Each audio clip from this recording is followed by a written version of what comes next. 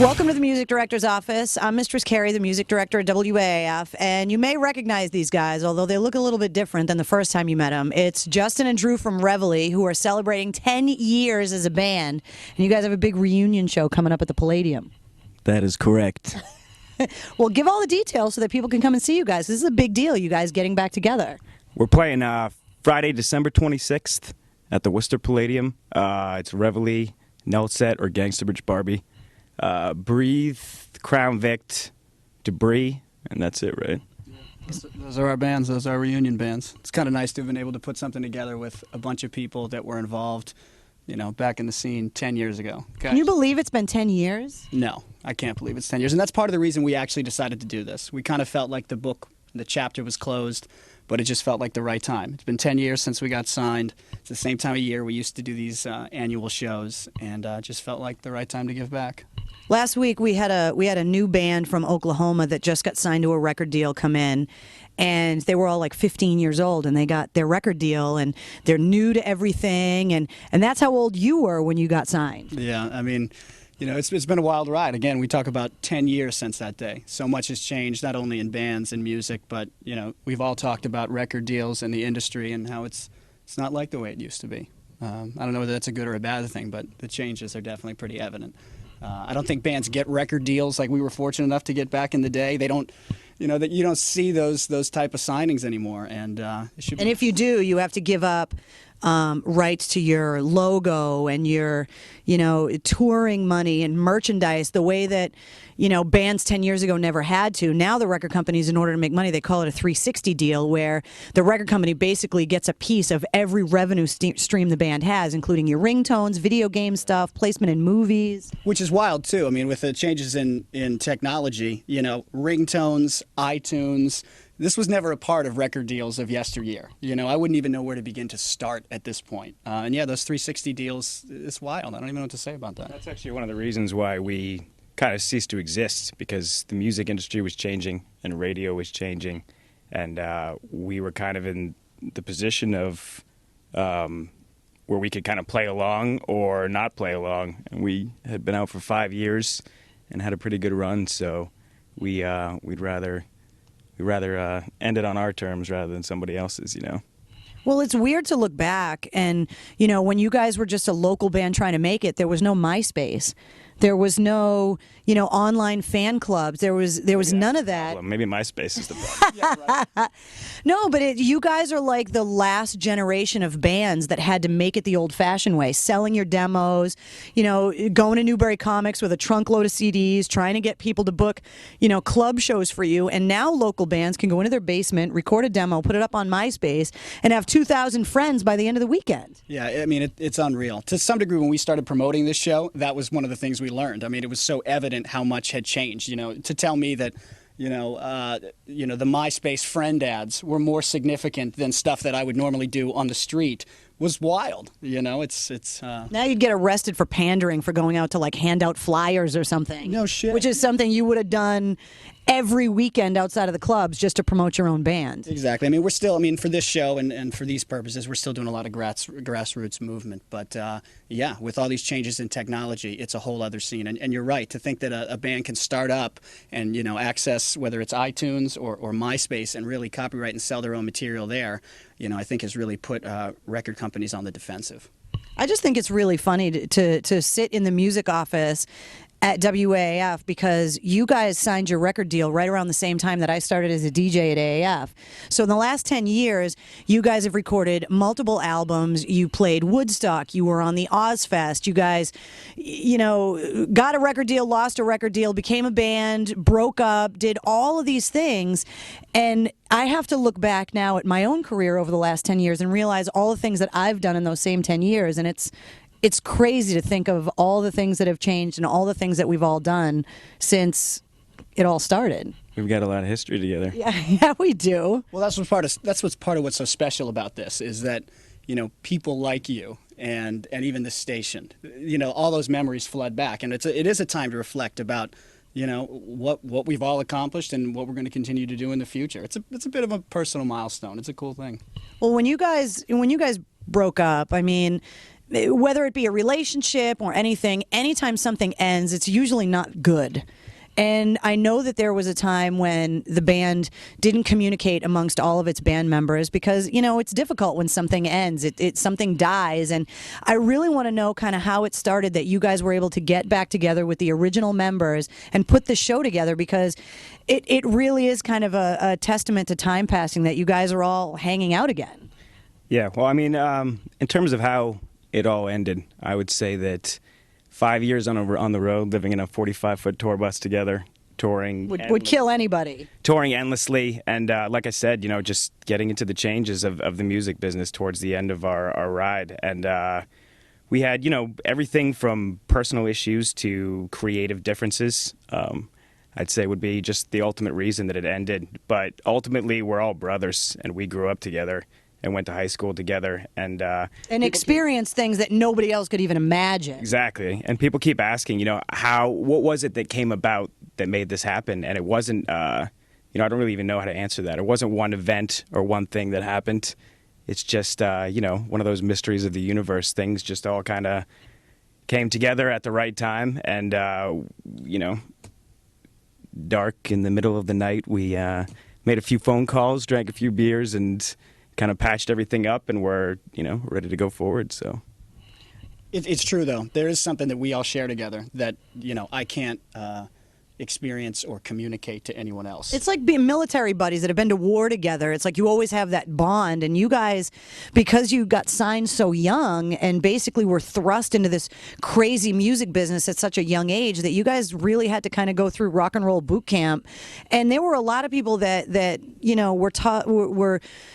were very quick to kind of write you guys off because you were young, and you guys had so many other obstacles you had to overcome because you were so young and inexperienced. And then to achieve the success that you did was kind of a testament to, the quality of the music and the camaraderie in the band and how hardworking you guys were, because you really did live on that bus for 5 years. Yeah, and thank you for saying that. It was vindicating, to be able to work past not just being good for your age, but just to become a great band that delivered, that people enjoyed. That was vindicating. And like you said, there wasn't one thing. The idea had gotten kicked around for years, and it wasn't like we were repulsed at the notion, but it didn't, when it was right is when we did it. And it felt right, and that's why we're here. And it's 10 years, which, I mean, I hate to keep bringing up that it's been that long, but so many things have changed, and the world has become a different place. And, a lot of your lyrics were, very introspective and based on kind of your view of the world. And so, is there any kind of possibility that you guys, might start writing new music? Have you been inspired to kind of collaborate, or is this show it for Reveille? This is your big final hurrah?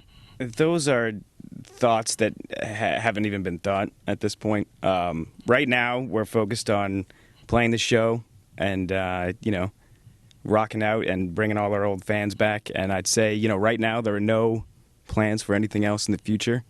But, whatever is going to happen is going to happen ultimately. I'll tell you, if we don't ever do anything again, I feel pretty confident to say that this show will leave the people that supported us for years with the kind of lasting impression that they'll want to have. It's going to be special. We've got some surprises, and we've been hitting it pretty hard, and I can't wait to get back out there. Now, when you guys look back, oh, that's my computer talking to me because I have email. That's the engineers. They decided to play a little joke on me and wire my computer with stuff. When you look back at everything that you guys accomplished as a band, what is your most favorite memory, or the one thing you look back and go, you know what, that was friggin' cool? I can't answer that question. There wasn't a one specific time where I was like, this is it. This is the epitome of everything. There were little moments like that. Watching Pantera pay somebody $2,000 to eat a piece of Ozzy Osbourne's dog shit was pretty entertaining, and I really felt like I'd made something of myself when I was watching that. But ultimately, I would just say that going out on stage and doing what we did and seeing the crowd react the way that they react. When you walk out at the Tweeter Center or at Woodstock 99 or on Ozfest or, performing in some arena, and you start to play your music and you see the entire crowd going up and down like an ocean, and everyone in the front row slamming their heads and singing along, and you realize like we've reached these people. This is something that means something to them, and you see the tattoos of the band logo and everything like that. I mean, that for me is just the ultimate, just the feeling of knowing that you connected with people out there. What about you? What came for me was actually years later. Obviously I had moments along touring. I remember the first night that we actually got into a tour bus and I was sleeping and woke up and we were driving and I realized it was for real. But what came for me was, years later after the band broke up, when I had very much moved on emotionally and professionally in a lot of ways, that people still care. That I still run into people, that I still see T-shirts, that we get an overwhelming response like this. The lasting support is what really got me. I really thought that a lot of that would die with the band, with the genre, with the time, and apparently it hasn't. Well, no, because music is such a personal thing for people that they make connections. I mean, people mark certain points in their life based on the music they listen to and where they were and what shows. I mean, I look back at some of the shows that I've been to and they were definitely milestones in my life. And just over the past 10 years of being on the air here, you can definitely kind of, mark points in time based on what songs were big on the radio at the time and what songs you were hearing and what videos were on MTV at the time. And so you guys have become part of people's past, memories that people will always remember. And I think it's really cool that around this time of year, around the holidays, when everybody's doing class reunions and getting really sentimental about bumping into old friends and all that stuff, that you guys are giving people an opportunity to kind of get everybody back together again and to go and hear the music that they grew up listening to and to kind of see all the people that they may have been separated from. I think it's really cool. Yeah, I mean, we're really excited, like you said, just like Justin said earlier, to see all the old faces. I know just people from the past. Steve Thompson's coming down. Steve. I don't know. The list goes on. I can't old record producers and just old friends and people. And like you said, it almost represents an era, just a period from your life, and just all these people. It's going to be. I know, the voice from above. I don't even remember the question you asked me. But even the fans alone are hilarious and amazing. And what I mean by hilarious is the old faces that I probably would have never, pictured in my mind's eye ever again. And they resurface, these people that, traveled on a, on a basis, they would leave at a moment's notice to go see some show in Minnesota. That kind of stuff. That's what means a lot, to see that all these years later, that they come back. Have been pretty extraordinary, just the emails we've been getting on our site. People flying in from all parts of the country. Fans we knew who would wait hours after shows in the past to just see us and hang out with us for a little bit. Just getting emails and seeing their faces again. They're all grown up, and we're flying from Ohio. We're flying in from Florida. We even got, a kid flying in from London. And people driving from all parts of the country. There's a specific fan who's a good buddy of ours. His name's Ray from Philadelphia. And every time we used to play Philly, he's this huge kid, and he's always in the front row, singing along every word. And, he sent us an email the other day saying he's bringing up 12 of the biggest guys we've ever seen, driving up from Philly, the day after Christmas. So it's going to be awesome. Now, on a personal level for all of you guys, what's next personally? What goals have you set for yourself personally? Where do you go from here? You kind of close one chapter in your lives. What opens now? I think I'm just going to keep. I mean, me personally, I've always, me. I've always been a musician, always been a drummer, and kind of had my eye on that prize, so to speak. So I'll go back to my studio gigs and sessions and trios and anything I can do to just keep playing drums, which is for me what it's all about. So it's not about the fame and the money and all that stuff. It's just about playing because you love it. Yeah, and I had a rather acute understanding, even at a young age when we were in this band, about the fact that this likely wouldn't be what I did for the rest of my life. Unless we got lucky and turned this into the Rolling Stones, a 15-year career, which so few bands do. I had an understanding that this would end for me someday. So am I going to say I didn't love standing up in front of 10,000 people? Come on, Who wouldn't? Exactly. What are you doing? What's next for you?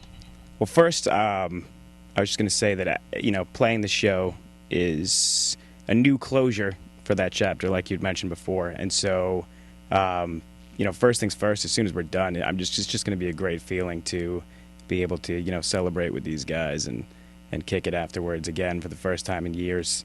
After that, I know Greg and I have a project, Genuflect, and we'll be touring this spring You can, people can check that out online if they want. And that's pretty much the plan right now.